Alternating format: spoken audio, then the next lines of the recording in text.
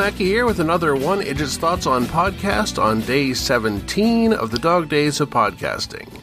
Iris and her remarkable cast were wonderful in their premiere of Mean Girls the Musical high school version last night. Previous versions of the summer intensive theater camp Iris was involved in were 7 or 8 weeks, but this time they pulled the whole show together in just 4 weeks. On July 22nd, they all met for the first time and did the auditions process the first 2 days, and then they opened last night, less than a month later. Iris played the school principal, a role in which she deployed her best deadpan to deliver a lot of great laugh lines. They have 4 more performances today and tomorrow, but I don't know how many listeners are in Duluth, Minnesota. In any case, there's seats remaining, and performances are on the main stage at the North Shore Theater. So today I need to wrap up this episode this morning. My parents are coming into town for the 2 p.m. matinee, and we're all having brunch before I take Iris over to the theater. Then I work 2 to 10 and plan to drive Uber or Lyft into the late night. There's also a big art fair at Bayfront Park that we go to every year, but I'm not sure it's in the cards with the play and all. Perhaps tomorrow morning. Well, all that to say, I'd better jump into Gravity Falls, Season 2, Episode 7, Society of the Blind Eye, originally aired October 27th, 2014. Brief summary.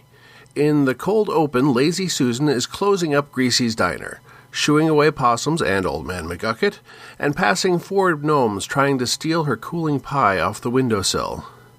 She's understandably concerned, tries to call 911 to report it, but a cluster of red-robed men with the crossed-out eye symbol on them put a bag over her head and take her away. After the theme, Dipper is pondering the identity of the author when Mabel enters with a message in a bottle from Raimondo. He tells her he is getting married to prevent an undersea civil war to the Queen of the Manatees. Mabel laments her failed plans at summer romance, and Dipper commiserates, pointing out his failure to progress on the author's identity.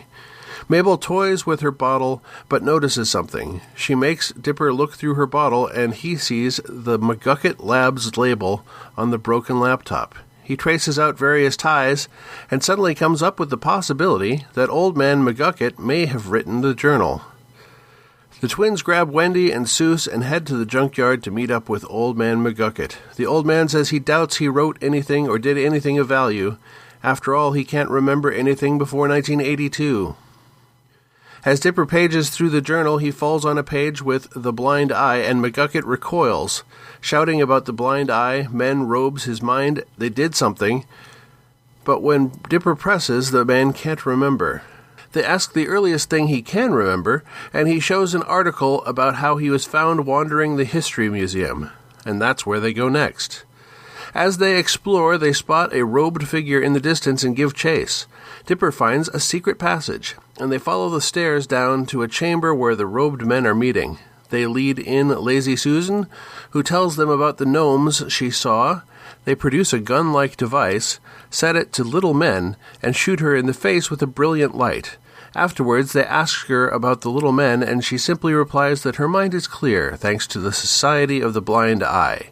And they chant, "It is unseen." They send her on her way and take a vial of her memories to be placed in the Hall of Forgotten via pneumatic tube.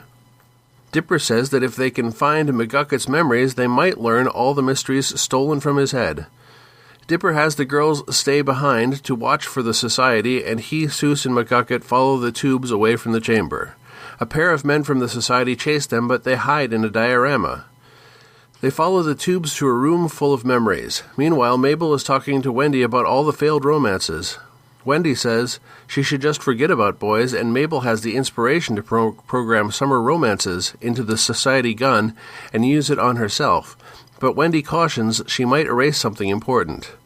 In the chamber, they note that there are tubes coming in from all over town, and they find a capsule where Robbie talks about seeing the fight fighter and kicking its butt, or more accurately, getting saved by a 12-year-old.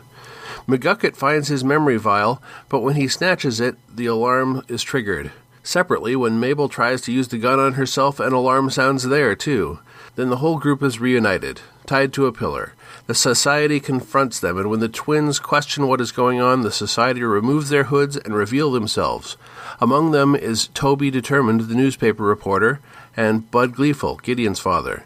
The leader introduces himself as Blind Ivan. He says they are there to protect the people of Gravity Falls when they have seen too much. Dipper argues the removal of memories is actually harming people. Look at McGucket living in a hut and talking to animals. Don't they feel bad about that? Ivan replies that sometimes he does, but then he shoots himself with the gun and he says, not anymore. He prepares to erase the entire summer from all of them. Suddenly, the gun is knocked away by a fry pan. McGucket to the rescue! There's a big melee, and McGucket's memories are tossed about until finally Ivan has the capsule and the gun. He fires, but McGucket takes the blast. And another. And another. Ivan wonders what's going on, and McGucket says his mind's been gone 30 years, and you can't break what's already broken. They tie up the society and then erase the Society of the Blind Eye from all of them. Ivan will now be Toot Toot McBumbersnazzle, traveling banjo minstrel, thanks to Mabel's suggestion.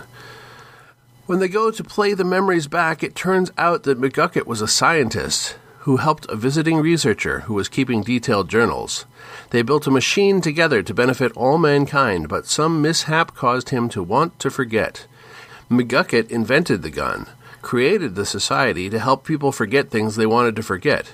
But as he used the gun repeatedly, he changed over the course of hundreds of days into the old man standing there today. Dipper asks him about the author, and while things are coming back, McGucket says he needs more time. Stan keeps working on the machine, and as he talks about how strong it's getting, his notebook and coffee tumble into its light. He says he doesn't care if it's dangerous. He's gonna pull this off. Very cartoonish. The collection of mining exhibit weapons McGucket collected are very cartoonish. And my favorite line... Salt-licking skullduggery! Man, you have got to teach me some of those old man swear words. Who is? Peter Serafinowicz is the spooky British voice of Blind Ivan. He's a British actor who's known for his talent at mimicry. He was raised in the suburbs of Liverpool and made his acting debut in a 1993 Radio 1 spoof documentary about the music industry, moving on to perform in many Radio 4 comedies. He also moved on to television comedy in 1996 in the final series of Spitting Image, then on to Alexi Sale's Merry-Go-Round. In 1999, he appeared in several episodes of Simon Pegg's Spaced series, as well as performing the voice of Darth Maul in Star Wars Episode I: The Phantom Menace.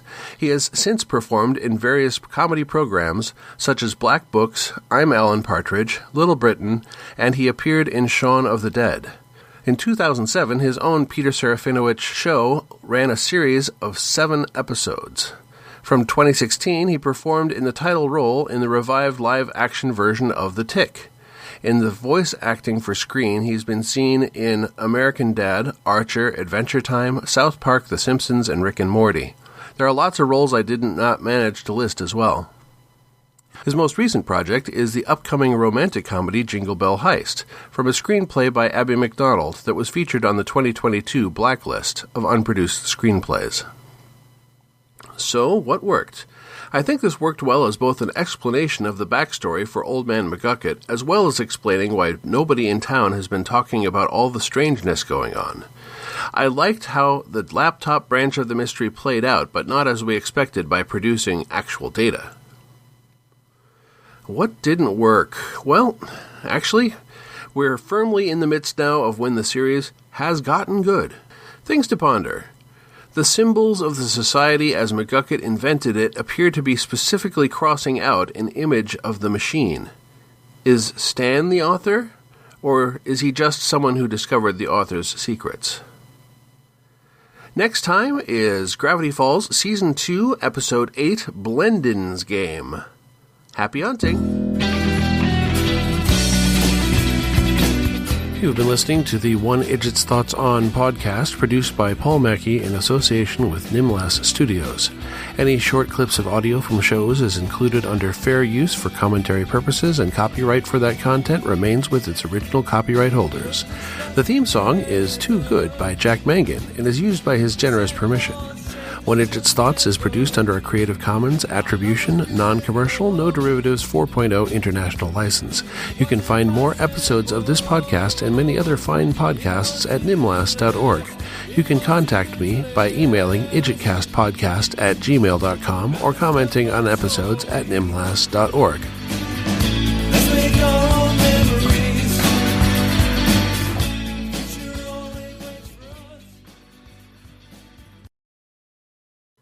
I mean, honestly, those possums are probably going to steal that window pie anyway, even without the existence of gnomes. Am I right?